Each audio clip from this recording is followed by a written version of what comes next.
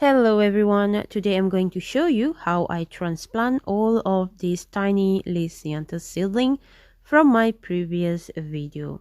So, a day before I decided to do this transplanting, I didn't water the seedling to make sure that the soil that's holding them will be dry and crumbly enough, as you can see in the video. This is to make sure I can easily pull them off from each other. So as you can see in the video, they are easily separated. If the soil is wet, it will make it harder to pull because the root will get tangled with each other. The same is also true if the soil is too dry. They will get stuck with each other and it will take a harder time to separate them.